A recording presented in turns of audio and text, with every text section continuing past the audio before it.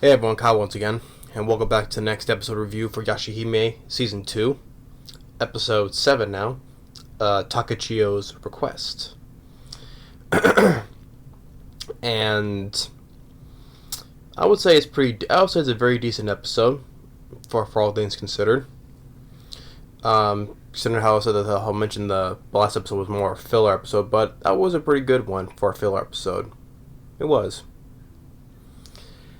And seeing here now that I thought it was gonna be more such a Moroha, which you do get more shots with her, but it's also for the most part this is pretty split between on Moroha then on the twins on their own separate ways. So, but I still liked it. How would this one goes with the name Takechiyo's Request. That how it opens up with Toa playing with her flute, and then with Setsuna playing with her violin. Which they're playing two different tunes. Like Setsuna's playing the same usual tune that she does on her violin, and with Toa, if I had to listen the first time, I had to listen very closely the first time. Well, more on the second time, sorry, but the first tune she was playing, it sounded like the theme for Inuyasha would sound like. Which I was like, is that the theme for Inuyasha? If it was, okay, cool. But they get interrupted by a flying rock fist, which this is a goal. I said golem. It's a rock fiend, but I just say it's a golem. But pretty much for rock creatures, they say it's a golem, but it's a rock fiend. But I always call it golem. It just attacks him because it recognizes though the daughters of Sesshomaru, so by attacking them, thinking he'll be better as a great demon. That's what. So then we see Toa's flute transform into the Zenzakian. Yeah, I got that. I think I got that name right, Zenzakian, because I misinterpreted the last time. Zenzakian. Setsuna cuts the thing in half, but it's being split in two. Like the lower half legs, it gets ahead, and then the other half just holds itself together with its arms, no legs. But then Toa slashes it up. And then, what you think is though with Toa, you think by now, I do say on this though, but you think by now that Toa shouldn't trust other demons that easily, or let alone be that gullible. You think after all this time learning by now, especially learning with Setsuna and others, not to be that gullible. But the rock creatures are like, oh please don't kill us, please. And then Toa's like, oh, okay. And surprise, they were just playing her.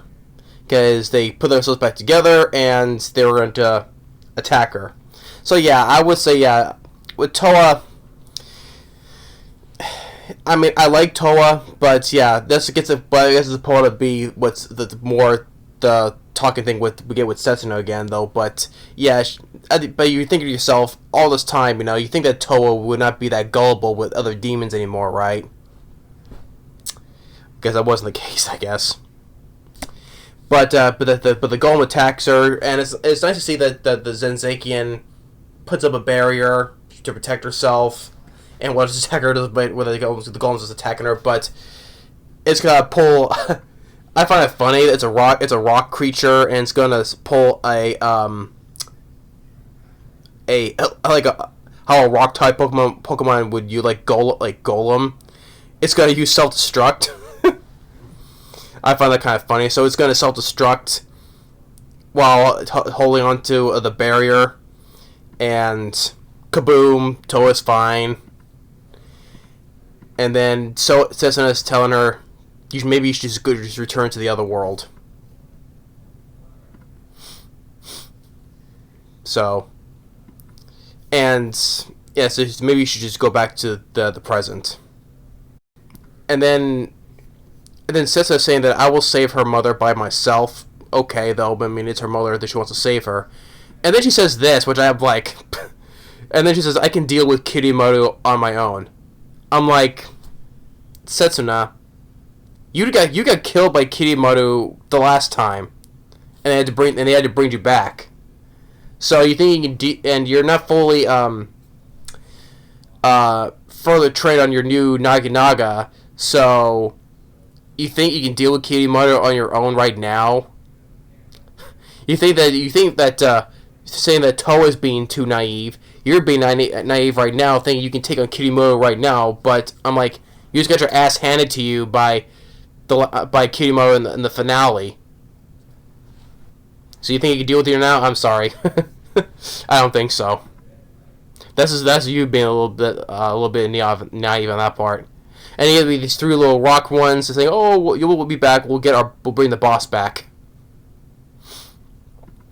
So, and then we come back with we'll cut back to with the corpse there. Like there's Takechiyo talking to this bird one, calls himself Takemaru.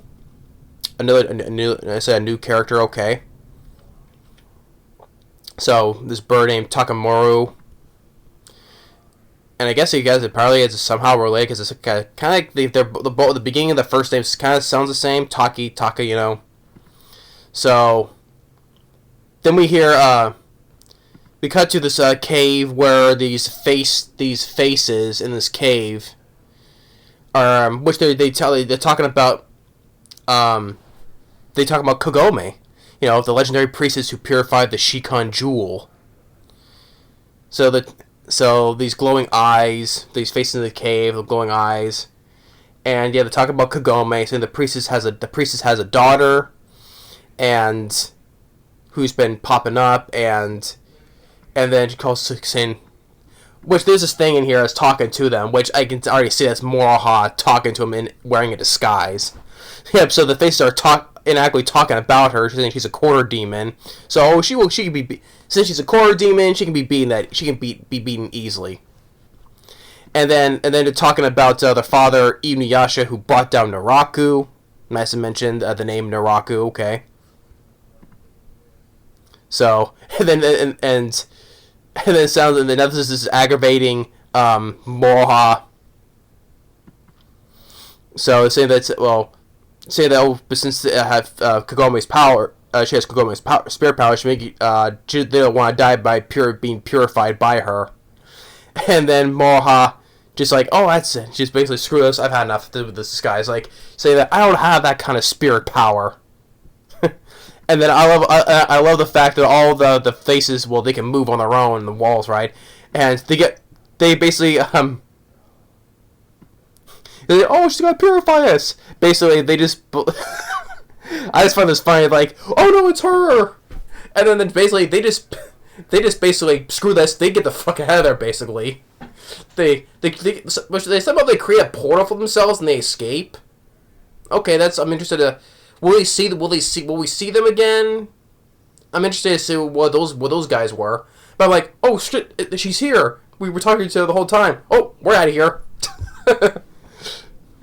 That was pretty funny. So, and then Moroha saying that how she needs one more job to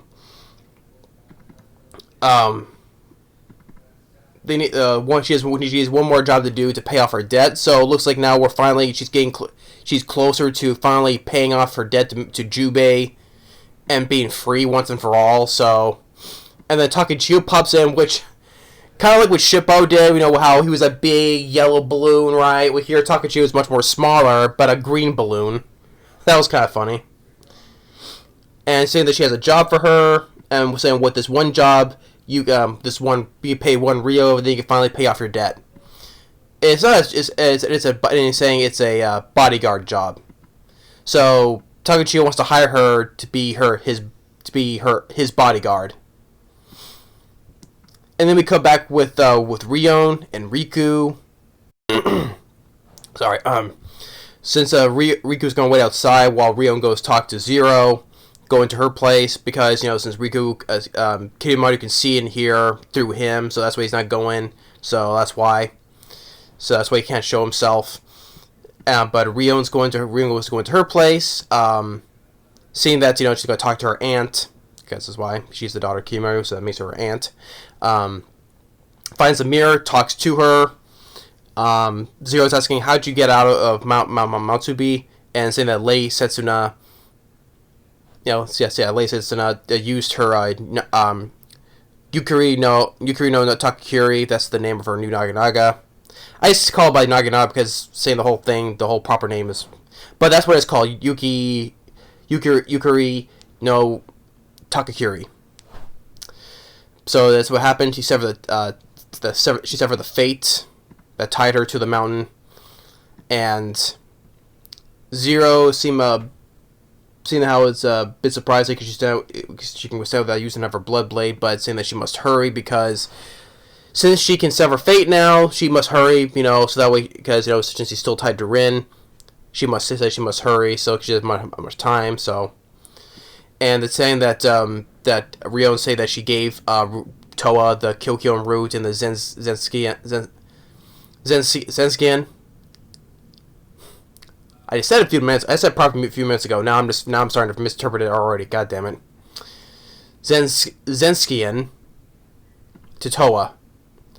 So, and is asking that, and Zero's asking Rion, do you want to kill your father? She says yes, because seeing how that Kiryumaru wants to use the windmill of time to go through time and space and destroy this world, in which Rio likes. She likes this world. She doesn't want that to happen, and so that's why she wants to stop him.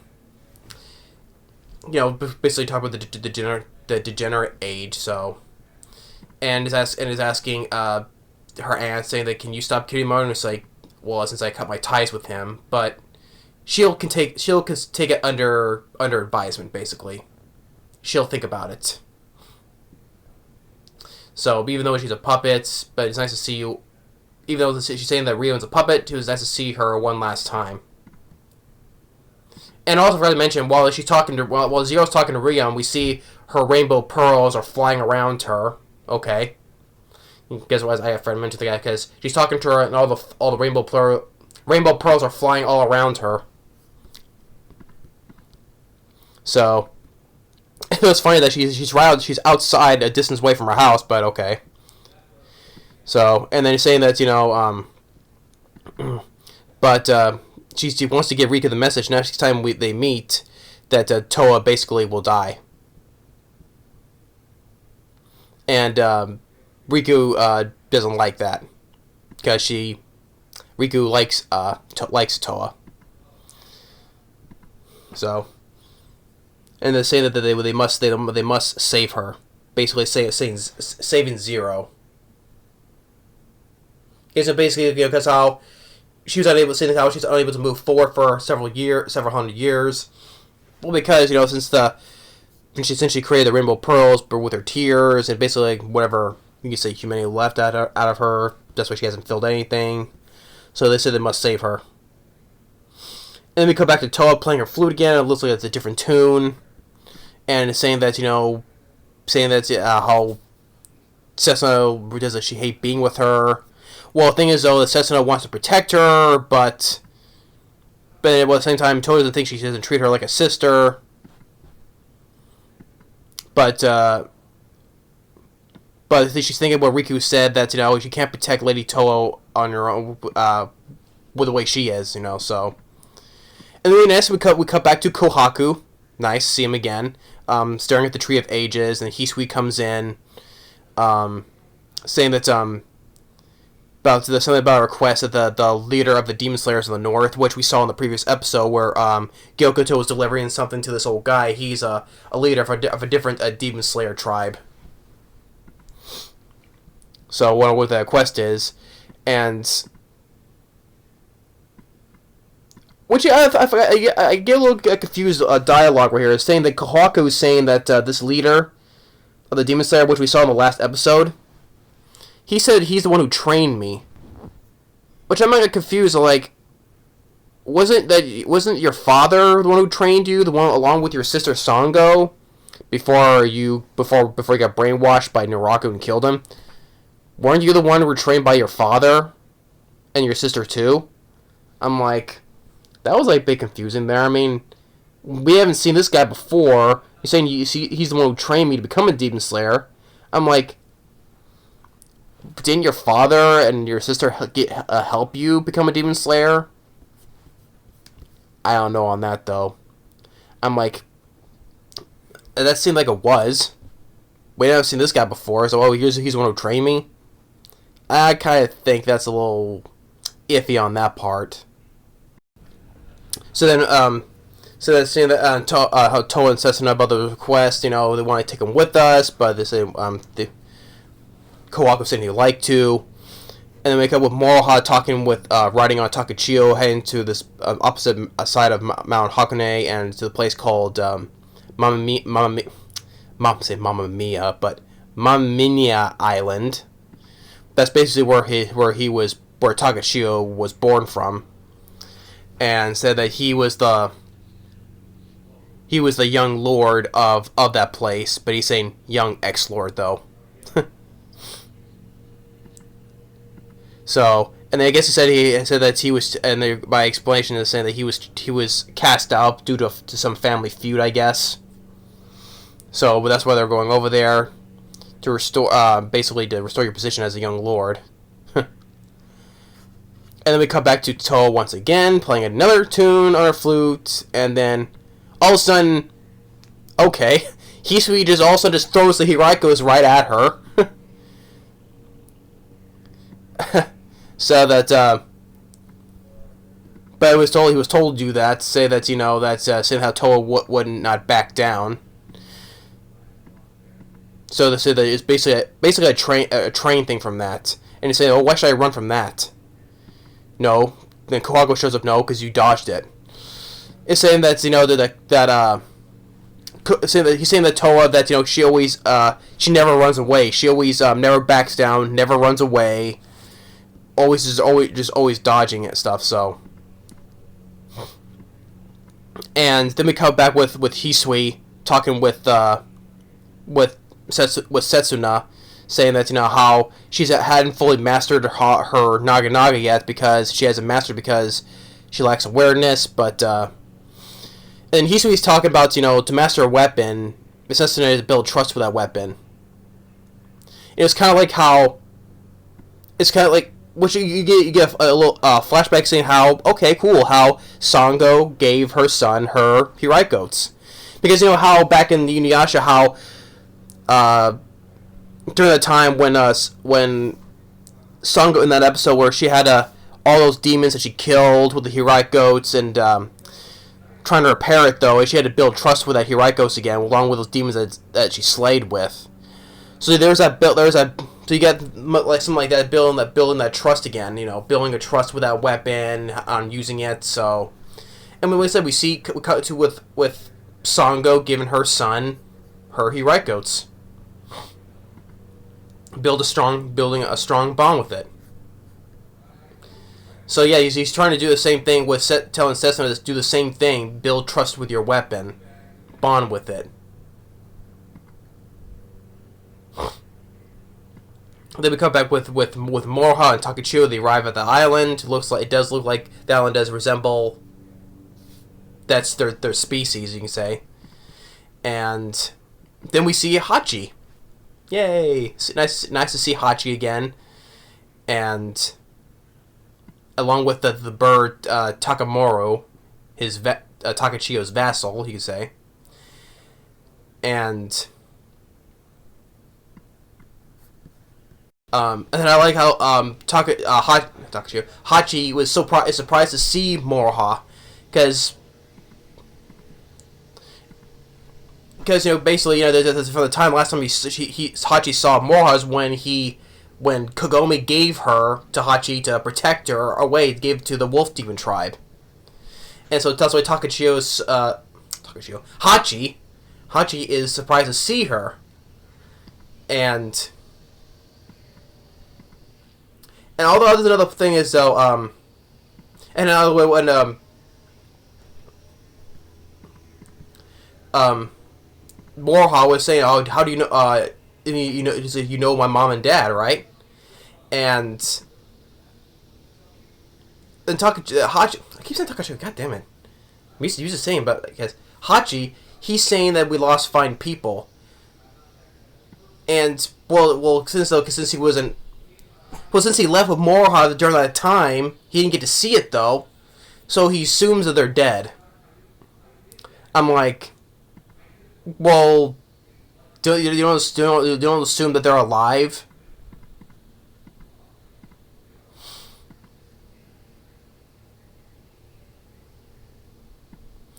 But but Moroha is saying that when she was flown through there during the passing through the afterlife, she saw them, right? She assumed that they're dead. Well, Hachi is the one who says that they're dead. I don't know on that part. It's like, I mean, well, you're gonna be very Hachi's gonna be very surprised if they see them again. Oh, you were wrong on that. Yeah, even though you just left, to protect Moroha though. But you just assume that they're dead. I mean, that's another iffy on that. Iffy on that though. I mean, you think you know those people for a long time. You think they would die that easily, especially Inuyasha. I ain't so easy to knock off. So, but that's a little. I mean, well, hey, they're gonna be very surprised if when they come back. I was like, oh, you're still alive. I thought you were dead. So, but then Hachi's saying that why Moroha came here to help them is to fight off the evil full moon raccoon dog. They said that Kagome sealed away with her arrow, which that's another thing that comes out of nowhere. I'm like, when do we see more Kagome? When did we see Kagome seal that character away? I have to assume this happened sometime in Yashahime during the time when she got back to when she chose to live in the feudal era, and sometime after that fight with Root Head, sometime after that happened. That happened sometime between that before she gave birth to Moroha. It had some between that because it never happened in Inuyasha, nothing at all. I mean, with Root Head, that was understandable because they explained that Kikyo sealed him away because she didn't want to kill any more demons. That was understandable, but here it was saying that, this evil full moon raccoon dog was sealed away by Kagome's arrow. That brings a question. That just comes out of nowhere. We never knew about that. I'm saying I had to assume this happened sometime before when Moroha was born, and after when Kagome and Inuyasha deal with Root Head afterwards. So there had something in between in that middle that had to happen. So I know I'm making this a big deal, but I'm saying though, but it had to happen between that point though. Otherwise, why would Hachi say that? So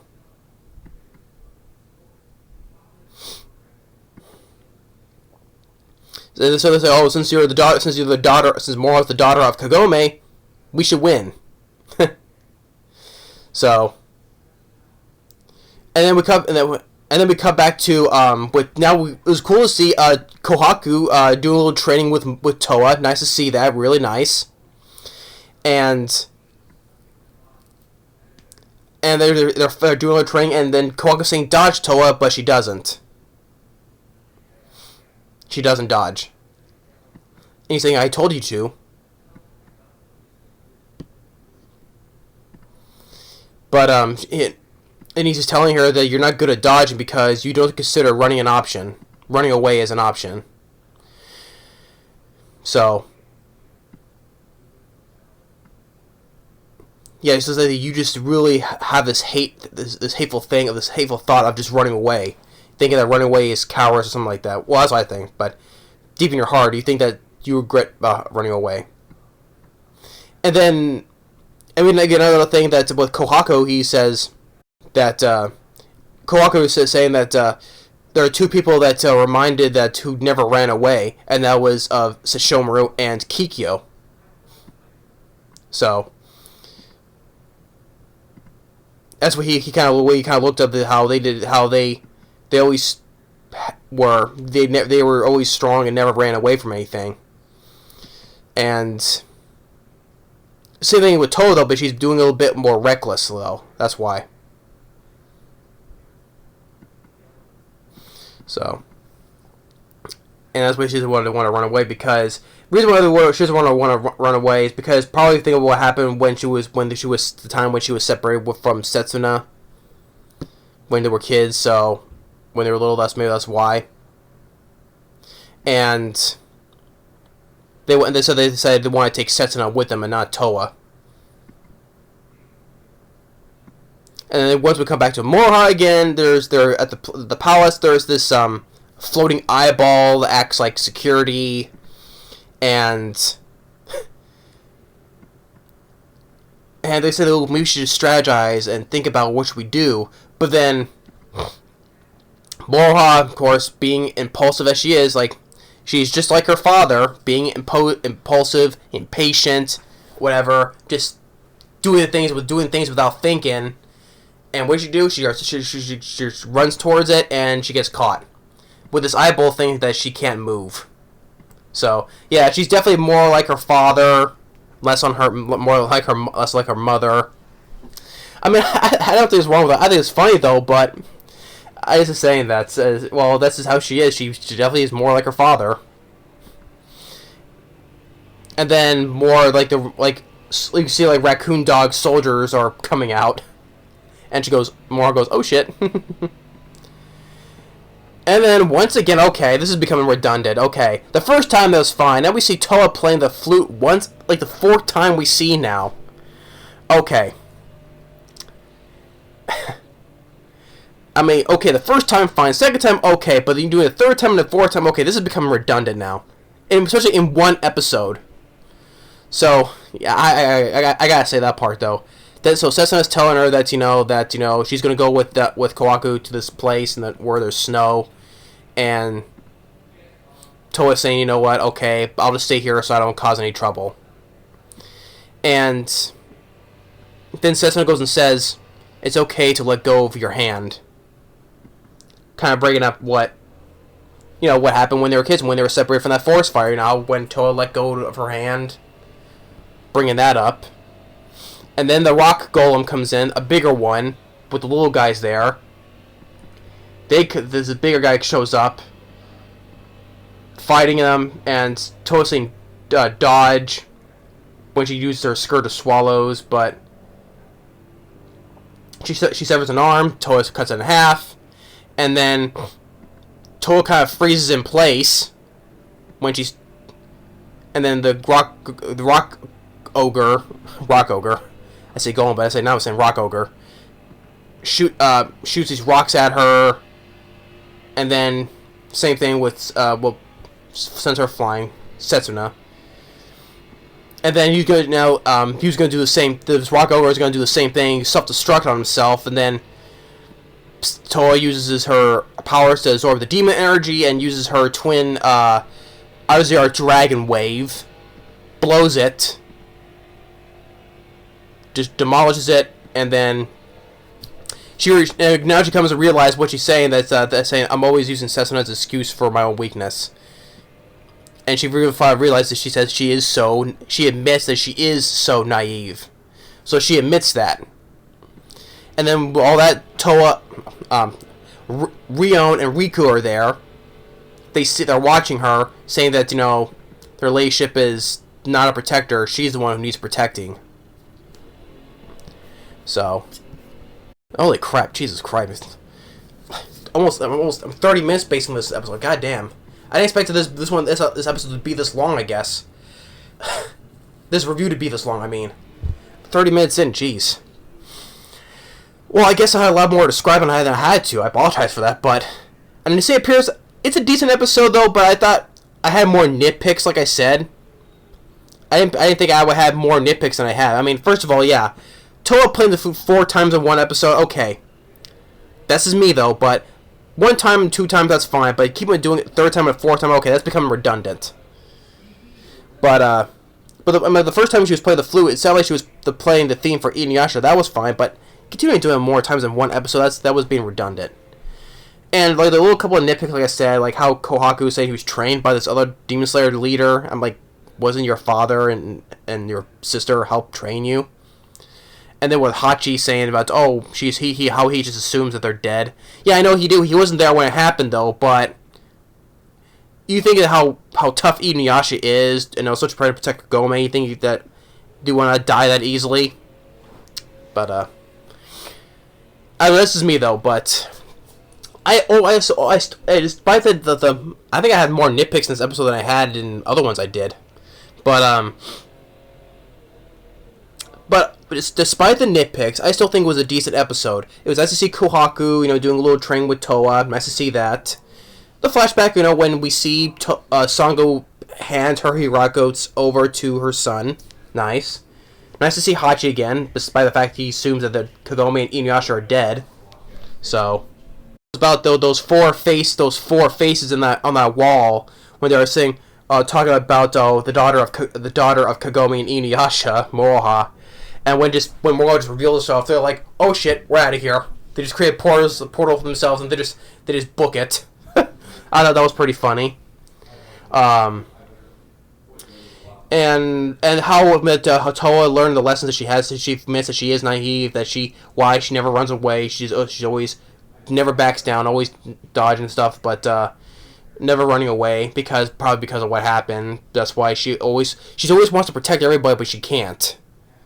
It's like sometimes she's the one who needs protecting, but and sometimes that's why it gets she thinks that Setsuna doesn't like her doesn't treat her like a sister and all that stuff. So, but yeah, so it was more lessons on her that it's how Kohaku was saying that sometimes it's okay just to run once in a while, not all the time, but you can just keep on going head to head all the time, protecting and all that stuff. Sometimes.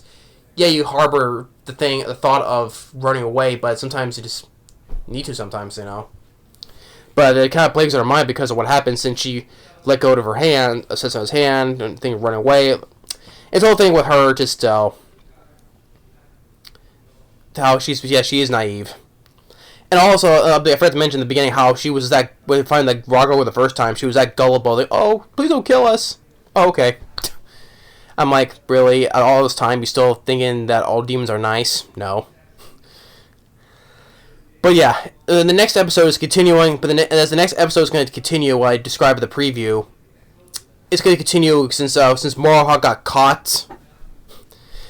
Well, because like with her father, with her father's behavior, she got caught. So, we'll see how it's going to go in the next episode. So. But yeah, overall, I still think it's a decent episode. I do think it is. But despite the nitpicks I have, yeah.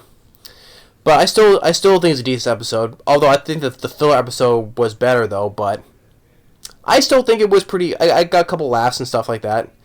But I still think it was fun. It was still a fine episode. So that'll be it. I didn't know we'd go over 30 minutes on this review. Jeez, I guess to stop right here right now. But I still think it was a decent episode. Takechiyo's request, decent episode. Nice to see Hachi again. Yeah. So thanks for watching and stay tuned for the next preview discussion and the next episode review for Great Jahi as well. So thanks for watching and I'll see you all later.